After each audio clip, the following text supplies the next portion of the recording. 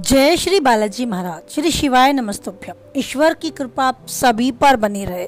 वृषभ राशि 16 अगस्त से 21 अगस्त 2024। जानते हैं क्या कुछ लिखा है समय ने वृष राशि से जुड़े जातकों के जीवन में 16 से 21 अगस्त 2024 के मध्य। वृष यानी वृषभ राशि से जुड़े जातकों के लिए समय सामान्य नहीं रहने वाला। कोई ऐसा जिस पर आप यकीन करते हैं आपको पूरा सच नहीं बताएगा, यानी हो सकता है आपकी भावनाओं पर वो खरा ना उतरे। सारे तथ्यों को जानने के लिए थोड़ी छानबीन जरूरी है, लेकिन अगर आप गुस्से में कोई कदम उठाएंगे तो उससे आपके संबंध ही खराब हो सकते हैं। तो किसी पर आंख बंद करके विश्वास ना करें। अपने बलबूते पर, अपनी जिम्मेदारी पर सभी बातों का पता खुद से लगाएं। अचानक यात्रा से भी तनाव का शिकार आप हो सकते हैं। आर्थिक समस्याओं में सुधार की संभावनाएं बन सकती हैं, लेकिन खर्चा आपकी आमदनी से अधिक होने की संभावनाएं हैं, तो आपको अपने खर्चे को नियंत्रण में रखना ही होगा। स्वास्थ्य को लेकर जरूर सचेत रहें। सांस से संबंधित कोई परेशानी आपको घेर सकती है। नौकरी पेशा लोगों के लिए तरक्की के संकेत हैं। व्यवसाय से जुड़े लोगों के लिए भी अपने व्यवसाय को योजनाबद्ध तरीके से आगे बढ़ाते हुए लाभ पाने के योग हैं, लेकिन दोनों ही पहलुओं में ध्यान रखना है कि आपको अपने ऊपर विश्वास रखकर खुद की जिम्मेदारी लेकर कदम उठाना होगा। अपना कार्यभार किसी और के ऊपर नहीं सौंपना है और ना ही किसी पर आंख मूंदकर विश्वास करना है। आपकी जॉब में आपको अपनी योग्यता के आधार पर अपनी जगह बनानी है और अपने अधिकारियों को प्रभावित करना है। किसी और का सहारा ना लें और ना ही ये अपेक्षा किसी और से करें कि वो आपकी वाहवाही करने में आपका सहयोग देगा। किसी भी तरीके से वो आपकी मदद करने के लिए आगे आएगा। अच्छा रहेगा उतना ही काम अपने हाथ में लें जिससे आप समय से और अच्छे से पूर्ण करने में खुद को सक्षम पाते हैं।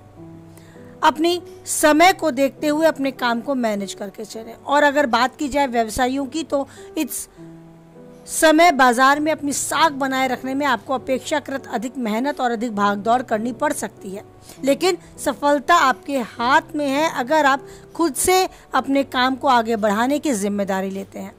तो कुल मिलाकर कहा जा सकता है इस चुनौतीपूर्ण समय में अगर आप नौकरी करते हैं या व्यवसाय करते हैं, आपको अपनी जिम्मेदारियों से आगे बढ़ना होगा। कार्यक्षेत्र को खुद के कंधों पर रखकर चलना होगा। बात करें आपके पारिवारिक जीवन की, तो पारिवारिक जीवन में थोड़े उतार चढ़ाव देखने को मिल सकते हैं। घर के बड़ों की थोड़ा सा नाराजगी आपको झेलनी पड़ सकती है। कुछ भी ऐसा ना कहें जिससे सामने वाले की भावनाओं को आहत हो। वैवाहिक जीवन में थोड़ी कटुता आ सकती है। प्रेम संबंध करने वालों में भी थोड़ी तनाव की स्थिति पैदा हो सकती है, तो इसीलिए किसी भी कार्य को जल्दबाजी में ना करें। अपने परिवार में, अपने वैवाहिक जीवन या प्रेमी जीवन में धैर्य बुद्धि के साथ आगे बढ़ें। समय अगर आपको लगता है कि आपके पक्ष में नहीं है, अनुकूल नहीं है, तो उस दशा में, उस स्थिति में धैर्य को बनाकर रखें। बुद्धि और विवेक से इस समय को समझें और समय की महत्वता को समझते हुए कैसे कुछ सही हो सकता है उसके लिए यथासंभव प्रयास भी करें। अच्छा होगा कि आप बातों को तूल ना दें, उस बात को पकड़ के ना बैठें। अगर सामने वाला क्रोधी मन का है तो खुद शांत हो जाए।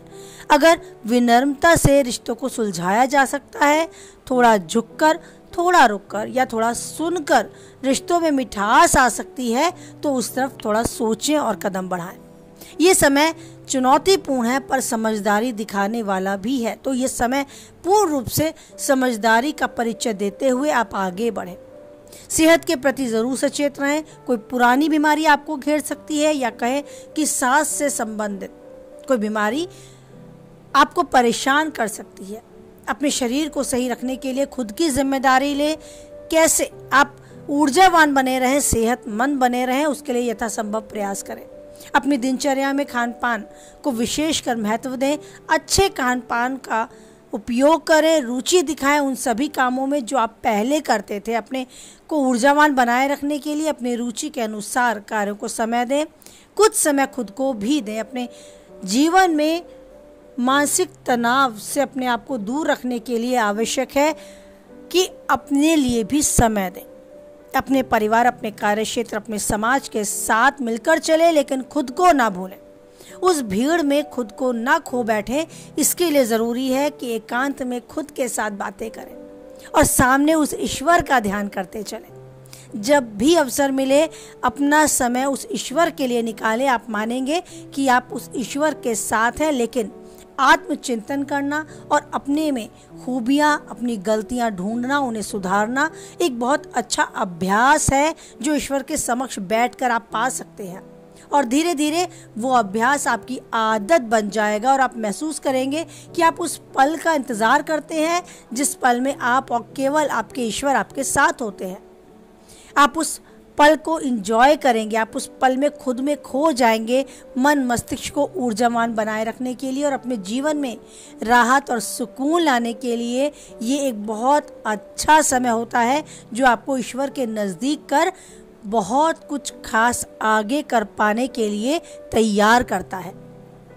तो अपने को ऊर्जावान बनाए रखने के लिए, हर चुनौती का सामना करने के लिए और जीवन में आने वाली बाधाओं को दूर करने के लिए इस समय को जीकर देखें।